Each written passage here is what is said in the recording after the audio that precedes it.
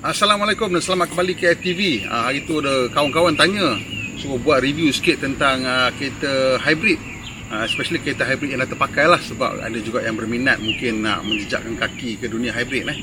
Sebenarnya dunia kita sekarang tengah berubah dengan begitu cepat sekali lah. Realitinya ialah zaman elektrik dah pun tiba. Cuma mungkin ramai di antara kita belum boleh menerima hakikatnya lah. Ini termasuklah dengan pembuat kereta, pembeli, sebab kita sebagai pengguna semua sukar lagi nak menerima hakikat ni sebab kita tak biasa dengan hakikat kereta elektrik. Jadi sebagai langkah pencegahan ataupun penyambung dia ataupun stopgap measure, banyak syarikat kita cuba membangunkan teknologi elektrik dan teknologi bateri ni melalui teknologi hybrid ataupun menghasilkan satu kereta yang mempunyai dua enjin lah, ataupun punca kuasa, iaitu enjin biasa, internal combustion engine, enjin pembakaran dalaman, dan juga menggunakan elektrik motor. Jadi dua-dua ni bergabung dan ada battery system. So jadi dia orang boleh basically macam praktis lah nak hasilkan electric drive dan juga battery system. So the hybrid punya teknologi ni agak popular masa 90-an, hujung 90-an dan awal 2000 lah. Jadi sekarang ni masih lagi ada kereta-kereta hybrid, tapi banyak yang hybrid ni sama ada dah plug-in hybrid ataupun dia punya bateri dah semakin besar lah. Dan bila plug-in hybrid maksudnya the battery is so big that kalau you tak boleh nak tunggu untuk engine tu untuk recharge lah. Jadi ini memang the early hybrid cars yang available to the buying public lah. Kereta ni kereta tahun 2011. This is the second generation Honda Insight. It's a very low mileage car. Kereta yang kita dapat ni ialah kereta very low mileage. So the owner has had this since 2011. So single owner 2011. Dan setelah 9 tahun hanya ada 110,000 km je on the clock. So this is a very low mileage car lah. Kalau ada akan berminat nak beli kan, offer lah, mana tahu, saya pun tak tahu dia kata dia nak jual pun. But this car this is typical untuk orang kalau you beli hybrid. Dan this guy yang beli ni dia memang paling sesuai lah untuk guna hybrid pasal dia punya daily commute dia, which is sebenarnya true for most people. The daily commute dia kurang daripada 50 km pergi dan balik. So the car, kalau you pakai with a hybrid system, it will help save you fuel banyak sangat lah. Because on a very short drive ni tu, a lot of the time, bila especially kalau you bawa constant low speed, low throttle, the electric motor does most of the work and you banyak menjimatkan bahan aktif petrol lah. So kereta ni selama 9 tahun katanya tak ada sebarang masalah kecuali tukar bateri 12 volt 2 kali. Sebab flat dia tak tahu lah apa, terlupa pasang lampu ke, tertinggal kereta lama tak pakai ke, so bateri flat. So pasal kereta ni pun not the first car, like second or third car yang dia pakai pun. And yang paling lama kereta ni ditinggalkan kat kampung setahun lebih, kereta tak jalan. Dan bila datang balik, the only thing lah nak kena tukar bateri dan tayar. Pasal tayar dah sampai melekat dekat dia punya porch. Reverse tayar melekat, actually melekat. Saya tak pernah dengar cerita yang melekat, tapi kali tayar tu actually melekat. Bunga tu reverse, bunga tu melekat dekat tu dan tayar tu meletup lah, turun 4-4 habis jadi flat. So bateri hybrid tak ada masalah langsung. Typically bateri hybrid atau bateri yang digunakan dalam kereta ni, dia punya masalah utama lah yang menyebabkan dia ada degradation ataupun kurang dia punya capacity ialah suhu. So kalau kita tengoklah banyak isu-isu ataupun problem-problem dengan bateri ni, sama ada Insight ataupun Prius, pasal itu dah satu early models untuk yang hybrid ni. Banyak problem dia ialah kereta yang high mileage lah. Bila kereta tu high mileage, memang dia a lot of draw, a lot of recharging, draw and recharge cepat-cepat, dia panas. Bila dia panas tu, kadang-kadang dekat tempat kita ni negeri panas dan dia punya cooling system tak dapat nak cope. So kereta hybrid ni dia selalunya ada bateri punya cooling system lah. Kalau you tengok sama ada Insight ataupun Prius tu, kalau you tengok kat belakang sebelah seat passenger tu ada lubang selalu macam grill. Kat situ dia suck in udara sejuk dan dia tembak bagi sejukkan bateri lah, dan dia keluarkan kat belakang. So benda-benda macam tu kadang-kadang menjadikan masalah kalau kereta tu high mileage lah. Tapi kalau you dah bawa macam biasa, on average I don't know 20,000 hingga 25,000 km, then it's not tak ada masalah sangatlah sebenarnya. On average kita lebih kurang dalam 70 to 80 km a day lah. That's about 20 to 25,000 km a year. That's about 70 to 80 km satu hari yang kita bawa selalunya on average lah. Of course itu kira average, but actually typically kalau macam tu you punya driving pattern, that means during the weekday tu lebih pendek lagi. Selalunya kat weekend yang kita panjang kaki sikit kan, kita nak pergi apalah, berkelah lah, pergi shopping kat tempat mana lah. So itu actually ni memang kereta hybrid ni pun dah cukup bagus untuk kita menjimatkan penggunaan bahan api lah.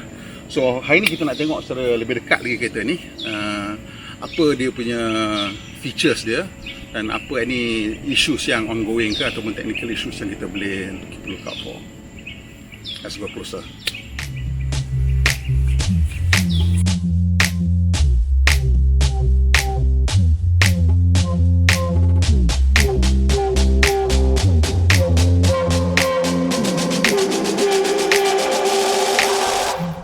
Okay, jadi kawan kita ni dia beli kereta ni disebabkan hari-hari dia punya commute from Sungai Besi to Taman Tun tu memaksa dia lalu kesesakan lalu lintas. Jadi bila kesesakan lalu lintas, kereta memang constantly makan minyak lah kan, makan petrol lah. So masa tu dia pakai Mercedes-Benz C-Class dan dia punya petrol bill ulang-alik daripada Sungai Besi ke Taman Tun lebih kurang dalam RM250 just to commute je, ulang-alik RM250. So dia duk rasa macam this is a waste of money lah kan, nak bayar sama RM250 just to commute. So dia tengok kereta ni keluar, dan pada masa tu yang bagusnya lah, masa tahun 2011 tu kerajaan Malaysia tengah duk excited lagi dengan hybrid ni. Jadi ada a lot of insentif masa tu sebenarnya. Walaupun kereta ni CBU ada banyak tax insentif, jadi masa tu kereta ni dapat ditawarkan pada lebih kurang harga RM80,000 lah. Dia lebih kurang harga sama dengan Prius C kalau tak silap saya. Prius C pada masa tu pun lebih kurang tu juga harga dia, mungkin lebih sikit lah Prius C. So masa tu dia tengok as a good price and hybrid, ni teknologi, janji jimat minyak, so boleh try lah. So dia pun try, dan bila dia try tu, for the same commute now, dia definitely spend less than RM100 sebulan lah untuk fuel, between RM70 hingga RM80 saja sebulan. So pada dia ini memang a very good purchase, and definitely tak ada rasa kerugian lah. Dan dia kata the maintenance kereta ni so far very trouble free, tak ada apa pun yang diganti untuk dia punya hybrid system. Biasa memang tak ada apa pun nak diganti, bateri dengan motor je. Dan untuk the normal car punya sistem pun ganti the normal wear and tear item saja, normal service, dan tukar wiper, bateri, benda macam tu lah. So it's been a very hassle free car to own, and quite a low maintenance car lah untuk kita miliki. So kalau sebenarnya awak berminat nak cari hybrid benda-benda macam tu lah, kena duduk sembang dengan the owner, tanya dia punya service schedule dia macam mana, lengkap ke tidak. Dan paling penting sekali kena check the battery punya condition lah. So let's take a closer look at what's under the bonnet.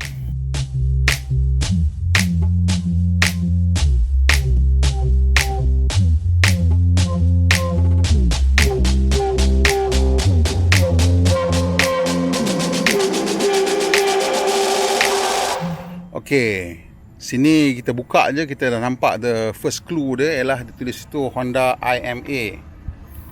Jadi integrated motor assist ni ialah Honda punya nama untuk dia punya hybrid system lah. Toyota dia ada nama lain ni, saya tak ingat apa nama dia. Satu serial, satu parallel hybrid. Yang ini kalau tak silap saya dia kira sebagai parallel hybrid lah. The system ni consists of, you tengok mana-mana yang warna orange these are all the high voltage lines lah. Yang ini memang bersambung kepada dia punya electric motor yang juga digunakan untuk regenerative braking lah. So kita tengok kat belakang tu ada satu benda warna merah kat situ, klip tu kan. So klip merah tu ialah di mana electric motor tu bersambung dengan dia punya bateri lah. So kereta ni dia punya layout dia ialah is transverse front wheel drive. So mula-mula ada engine, kemudian ada electric motor, kemudian dia punya gearbox. So kat sini kita tengok, kalau tak silap saya masa kita cuba the Honda punya Civic Hybrid dan Jazz Hybrid tu, dia memang macam mana dia boleh operate as pure electric kalau on a very light throttle and flat ground. Kalau very light throttle and flat ground, you keep the RPM below, tak silap saya lah, below 2000 RPM, which means very slow speed lah. Okay, basically kalau kita jalan dalam 30-40 km sejam dalam kawasan perumahan, it's flat ground, you akan perasan enjin dia mati.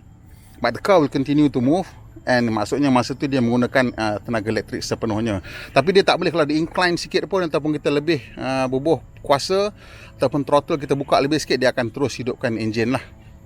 So ini antara cara bagaimana motor assist. So bila dia motor assist, saya ke serial lah kot kan. So dia motor ni assist, macam Toyota punya hybrid drive, dia boleh start from stationary pergi ke pure electric sampai about 30 km sejam. Itu kalau tak siap saya Toyota punya sistem. Tapi Honda punya bukan, dia memang motor assist memang kena enjin tu mulakan bergerak lah. Tapi dia memang stop start tu memang all these hybrid semua ada stop start, because dia ada large electric motor untuk restart dia balik. So dia memang ada banyak stop start lah. Dia punya stop start tu memang quite seamless lah. So kita tengok kereta ni, nampaknya everything is still original, tak ada nampak apa-apa yang bertukar, berganti ke. And of course it's a low mileage car. So ini, this is the 12 volt punya bateri yang warna orange ni. So this 12 volt punya bateri ni sebenarnya dia gunakan untuk ancillary run. Saya tak sure starting pakai benda ni ke tidak, pasal this car selalunya starting tu the hybrid motor akan start kan. So they might draw on the hybrid battery lah untuk starting and all that, but I'm not sure. But I know that 12 volt ni memang run the system selalunya. Dia gunakan 12 volt ni because bila kereta dah mati, dia tak draw any power from the hybrid battery. So everything yang system wise, sama ada dia punya ECU ke, dia punya timekeeping ke, anything yang involve running the system in sleep mode lah, semua draw power daripada sini lah.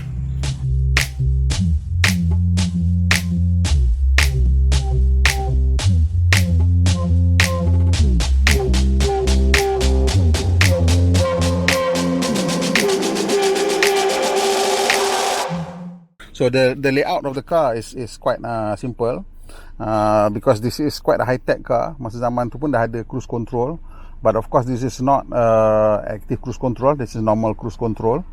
And then this is among the early cars yang pakai the current Honda punya design yang ada lubang-lubang kat bawah ni. Civic zaman tu I think start, dan kemudian kereta-kereta lain pun semula pakai lah. Dan dia punya meter combination pun hybrid jugalah kita kata, pasal bawah ni ada physical dial untuk dia rev counter, whereas the speedometer duduk ke atas. So it's one of those things yang you kadang-kadang just need to get used to it lah. Basically bila kita set the steering ni kita kena set so that steering tu berada antara dua ni lah, macam ni contohnya Kalau ini dia blocking yang ini dia blocking yang ni, so kita kena set the steering wheel so that dia punya position in our line of sight is in between that and that. Macam ni lah. Lebih kurang kan. Okay, so the rest of it is quite standard. Honda punya switches ni, kalau biasa dengan Honda nampak ni memang sama sampai sekarang pun lebih kurang lagi. Dari icon punya button, which kalau you bawa hybrid tak tekan icon button, tak tahu kenapa you bawa tu beli. Ni dia punya headlamp leveler, and cruise control punya off switch lah. So dekat tengah-tengah ni there's a very unique design lah, in the sense that they split the aircon dengan entertainment system tu horizontally. Selalu kita split atas bawah kan, split tepi-tepi. So sebelah sini dia punya entertainment system dan the aircon control kat sebelah sini. So dia tunjuk it's a single zone climate control lah. Basically kata climate control bila dia ada auto button lah. Auto means dia akan control every function of the aircon according kita punya temperature. Kita set the temperature and that's how dia start lah. So kita tengok kan, so the means auto 20 degrees, you just control the temperature. So that's what it means lah. Dan untuk the radio is quite simple lah. Dan kereta ni because of this unique layout, dia punya central aircon vent tu dia split jadi dua location lah. Ada sini satu, jadi macam passenger dapat dua, driver dapat dua lah. So dia punya cabin is quite compact, so there shouldn't be any issue dengan orang belakang lah, sejuk tak sejuk. Typically kereta-kereta ni dia punya reka bentuk untuk aircon system. Saya kena tutup dulu aircon, bertidakkan you dengar bunyi angin aja. So bila kita nak bagi orang belakang sejuk, typically kereta punya aircon system lah, bila dia tengok ventilation, dia mereka bentuk ventilation tu, all you do is you tolak pergi center, tolak naik atas sikit. pergi di center, tolak naik atas sikit. Bila tolak naik atas sikit, udara tu akan naik ke belakang dan sejukkan orang belakang lah. That's how most aircon system is designed. So dekat tengah-tengah ni, there's a small storage area untuk all the cards or whatever. Parking ke, access card ke, power outlet. Ada lagi tray dekat situ. Bawah ni ada an assortment of tray lah. Kita boleh letak barang-barang. Dan ini ada simple cup holder dengan rubber tabs ni yang hold everything down together. The glove compartment is quite big. Ni penuh dengan, yalah, zaman-zaman sekarang dengan face mask. Dan dia punya door panels is a fairly simple design for the time. It's all plastic. Ni ada fabric covering. Cuma fabric ni dia tak ada padding. It's just straight fabric on plastic. And kalau kereta ni, kalau you perasan banyak benda rasa macam ringan tau, macam nipis. Banyak benda rasa macam nipis. Ini bukan bermakna Honda kedekut, tapi disebabkan kereta ni hybrid, dia orang nak reduce weight. Nak kena reduce weight sebab nak increasekan fuel consumption, reduce fuel consumption and increase fuel efficiency. So banyak benda-benda yang akan rasa macam ringan lah. Ini semua pintu-pintu ni pun rasa nipis. So that's just because dia orang nak reduce weight lah, bukan for any other reason lah. But the design is still typical of Honda. Cuma everything is single color, single tone and single piece of plastic punya kind of design. Sebab nak bagi kereta tu ringan lah. Boleh tengok tingkap dia pun bunyi macam nipis sikit lah. So this is the rear seat. Rear seat ni nampak, saya try duduk sekejap.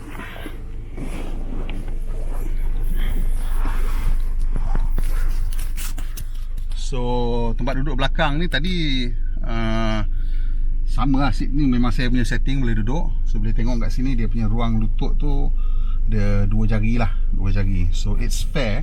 It's not the most roomy car in the world. So it's a compact car. Hybrid sekarang zaman tu hybrid ni compact sikit lah, pasal kalau besar then you don't get the weight savings So it's quite compact. Dan dia punya roof ni sloping sebab dia orang nak achieve low coefficient of drag. Saya tak silap saya, kereta ni dia punya CD masa tu 0.26 or something lah. It's quite a very low drag car. And as a whole, there is a slight novelty feature to the car. Now, the way that the car is designed macam slightly novel lah. Dia nampak macam nak bagi, macam ada usaha untuk bagi dia nampak unik disebabkan dia hybrid. Ini it reflects the mindset of car companies semasa zaman tu lah, in that this is like a novel technology yang dia nak nampakkan sangat benda tu lain pada yang lain.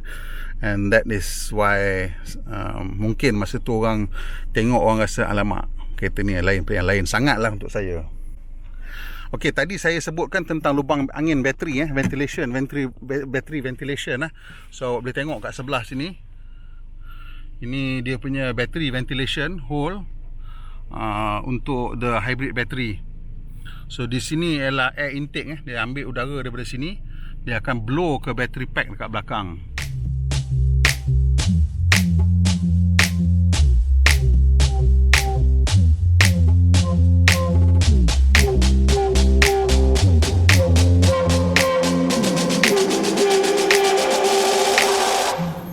Dia punya boot space dia yang ada soft tonneau cover. Kan selalu ada yang keras punya tu, tak ada, dia pakai soft tonneau cover macam selalu nampak dekat SUV sekarang lah. So kat bawah ni is the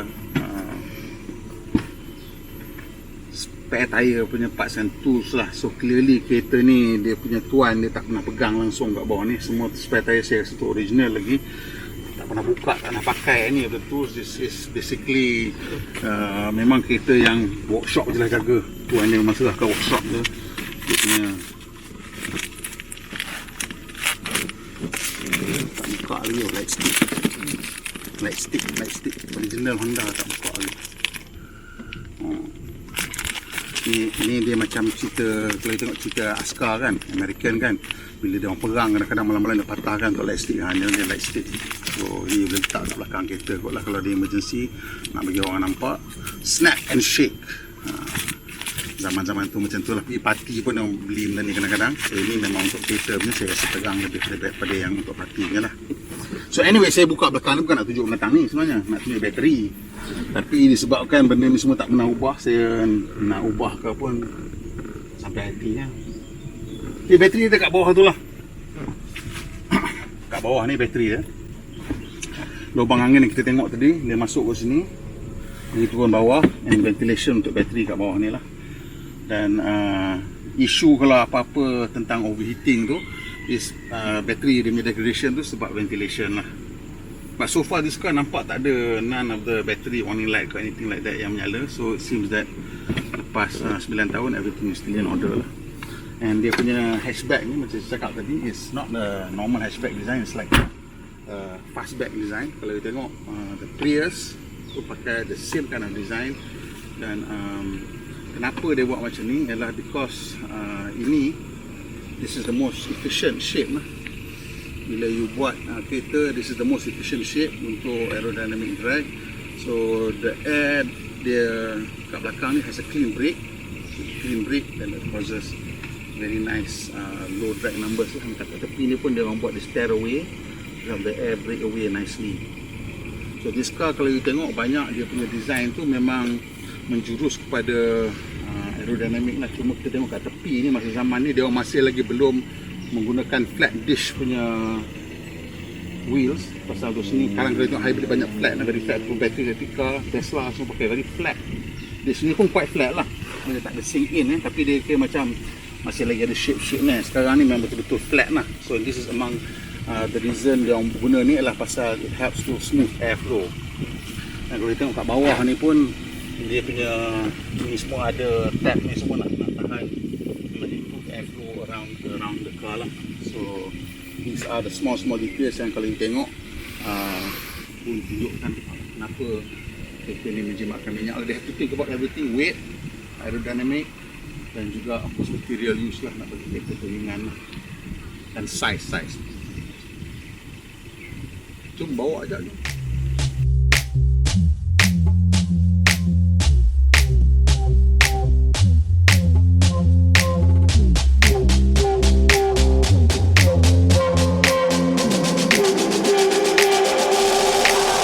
Dia punya kita nak try sikit lagi startup procedure dia macam mana.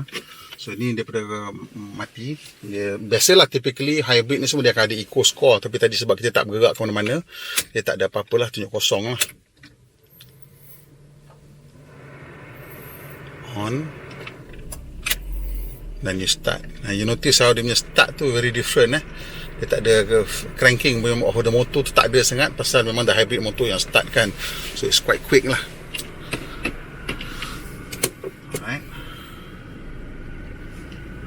Okay, so bila kita memandu ni ada sikit extra information keluar, iaitu dia keluar tunjuk ada consumption meter kat situ, kat tengah-tengah ni ada tunjuk consumption meter sikit. So bila kita bawa tu dia akan bergerak lah, bila tu tunjuk consumption punya pattern. Ini eco guide. So ni belah tak bagus. Dia try nak always keep it minimum lah sebelah situ kalau boleh. Okay, so we just gonna drive normally kejap, kita tengok macam mana cerita dia. So dia punya engine, kalau tak silap saya lah, masa zaman ni engine 1.5 ke 1.2 1.3 so engine 1.3 dan dia punya electric motor assist tu jadikan dia rasa macam around 1.8 liter macam tu lah.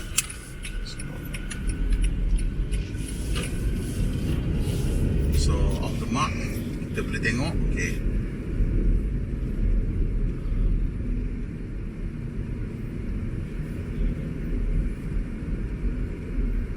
so kita nak try induce dia punya full electric, tapi mungkin yang ni tak boleh kot. Saya pun tak ingat yang mana satu boleh, pasal saya tahu Honda Civic yang second generation punya hybrid dia boleh induce full electric, tapi you kena betul-betul very slow speed lah driving and flat gradient dan dia memang akan boleh trigger. Yang ni tak boleh.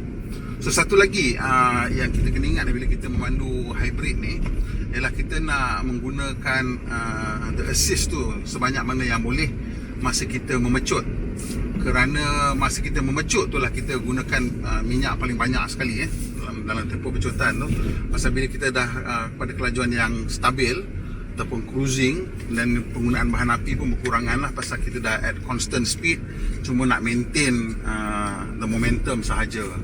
So bila kita nak memecut tu, kita kena gunakan lebih sikit lah dia punya hybrid assist tu. So kat situ yang kadang-kadang pemandu macam terkeliru sedikit lah. Pasal kalau kita pandu kereta biasa, kita nak try jimatkan bahan api, kita tak tekan minyak kuat sangat. Tapi yang ini kalau boleh masa pecutan tu, bukanlah sampai yang pasal kita tak bawa kereta hybrid laju kan, let's say 0 to about 50 km/h pasal dalam bandar, kita punya average speed, kalau mana-mana kereta pun lah, kalau you pandu dalam bandar, average speed 30 hingga 40 average speed. Kalau tengok kereta komputer dia akan beritahu lah. So kita pecut pun tak laju mana, sampai 40-50 km sejam. So macam ni kita nak pecut so kita bagi dia maksimum sekejap je, dia dah naik, dan kita dah boleh relax balik ke eco mode ataupun driving with a very light throttle. So kat situ cara pemanduan dia sedikit berbeza lah.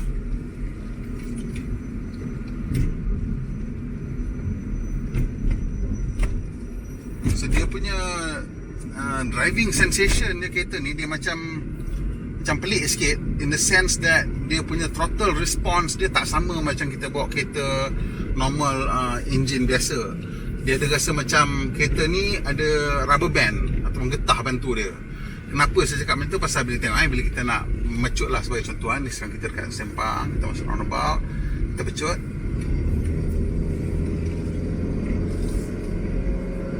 engine tu naik tak laju, tapi dia punya tarik dia tu lain. So when the electric motor comes in, so dia punya response dia tu tak sama macam kita bawa kereta biasa. So dia punya the way that dia accelerate tu little bit like a rubber band tolong dia tau. So macam cepat dia punya pecut, and then dia quickly taper off lah.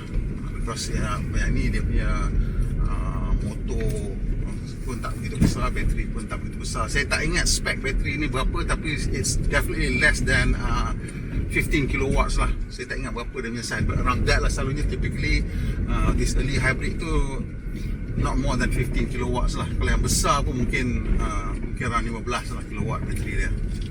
In fact yang sekarang ni pun paling besar-besar pun untuk plug-in hybrid pun dalam mungkin 20 lebih 30 kilowatt aja bateri dia pun. So this is one of the early one. So dia punya bateri size tak begitu besar sangat lah. Dulu biasanya kalau kita bawa hybrid ni nak maximize dia fuel economy tu, bila acceleration tu, if from standstill kita akan cuba dapat maximum motor assist. Tapi kalau moving, kita usually try to trigger maybe little bit lah. Macam ni they doesn't even want to call on the assist pun. And kereta ni bila lepas minyak aja dia terus masuk ke regenerative braking. So kat situ kadang-kadang some people rasa macam dia macam ada slight drag lah. Untuk orang yang bawa kereta elektrik sekarang, dia orang lebih prefer single pedal operation, di mana bila dia orang lepas, dia orang assume braking. Yang ni tak sebegitu lagi lah. Dia ada sikit drag on the charging ataupun regen braking dia lah.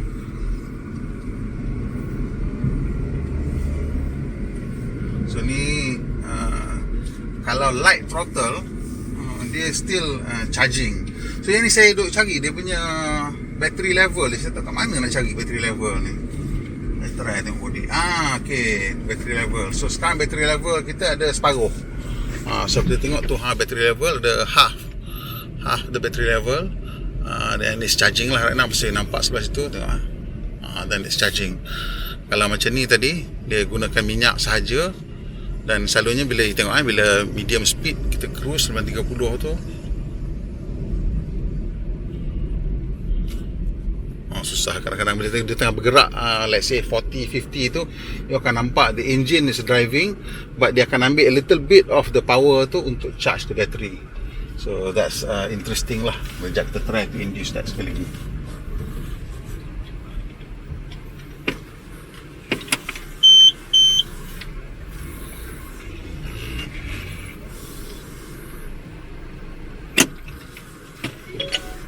Jom kita try sekali lagi. Let's see to induce the status. Okay, so now nampak tau. So at that sort of like ada dia punya throttle range dia tu. Ni dah hilang balik dah. Ni bateri tolong. Sekarang minyak saja. Ni battery charging only. Dia ada throttle. Dia benda tu dia bukan specific throttle position, dia macam gabungan lah, gabungan kelajuan, throttle position. Dia akan then decide sama ada nak guna minyak saja ataupun guna some of the power untuk charge the battery ataupun macam mana. So sekarang kita tengok kita nak try induce so that dia punya electric motor je jalan. Tu electric motor je jalan tu, nampak? Dia tak, ni dah recharge balik. Ni tu electric motor saja berjalan, nampak? Ni dah charge balik dah. Tu electric motor je jalan. Tu dah start balik dah. Rasa dia genjut sikit tu, dia dah start balik. Tapi dia punya rev counter tu tak turun. Dia duduk kat 1000 RPM tebus. Saya ingat bila dia matikan elektrik motor tu, rev counter tu duduk kat 1000 RPM. Rasa dia tak nak kita panik lah. Kita tengok, oi apa pasal enjin mati kan? Tak, dia duduk je kat 1000. Dan kalau you tengok ni baru nampak bahawa sekarang ni kereta tu running on pure electric. Tapi like I say, it's kena memang very flat and very low throttle. Very low throttle.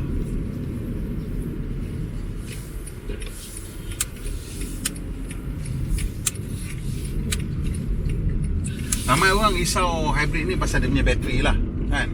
Bateri tu masa tu warranty Honda saya tak ingat berapa tahun, dan pada masa awal-awal tu bateri tu mahal lah. Orang kata sampai 15,000, 20,000, ada yang kata setengah model 5,000. So quite a lot of money lah. So that's why bila kita tengok pasaran terpakai, banyak bila orang tengok hybrid je orang takut nak beli.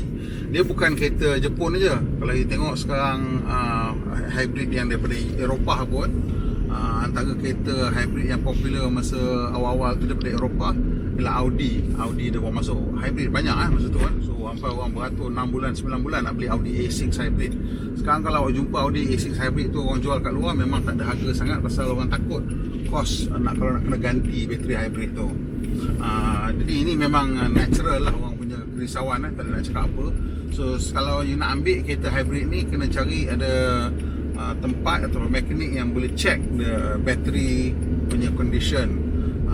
Macam kereta ni saya rasa battery condition dia okey sebab kereta low mileage dan kereta memang tak pandu jarak jauh lah. Kereta yang selalunya dalam bandar je dia punya battery life should be quite good. So antara consideration yang you kena buat bila kita nak beli kereta tu, tengok dia punya mileage dan juga sembang dengan the previous owner, dia punya commuting pattern dia macam mana. Dan kalau dia punya commuting pattern tu tak jauh sangat, then the battery should be good lah.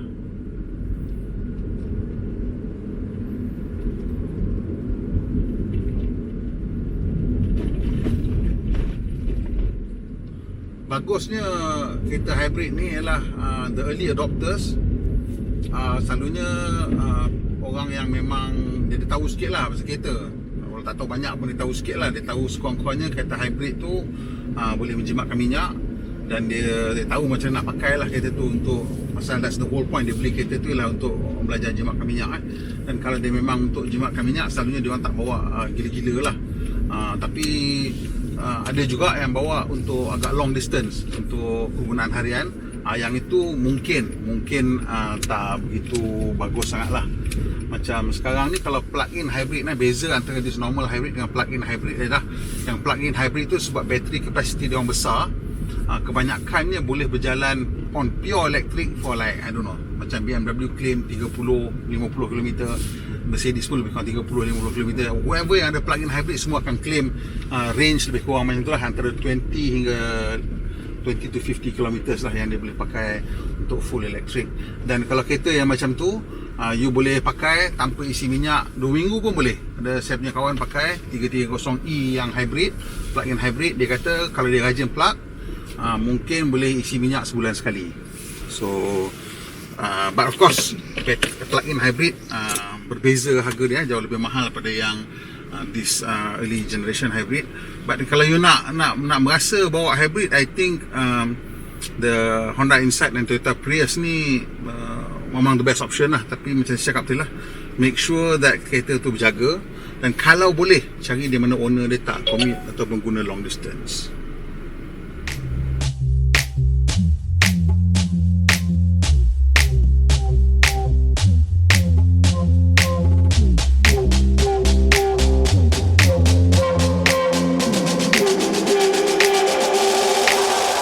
selepas kita dah belik ni, kalau awak berminat nak mencari kereta hybrid yang dah terpakai, ini salah satu pilihan yang ada.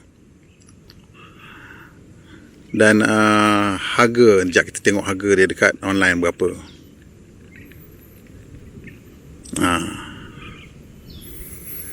Selain daripada harga, consideration penting lagi sekali saya nak ulangkan untuk cari kereta hybrid. Yang pertama sekali, pastikan battery condition lah. Itu yang paling penting sekali, sebab kos nak menggantikan bateri tu agak tinggi juga masih lagi.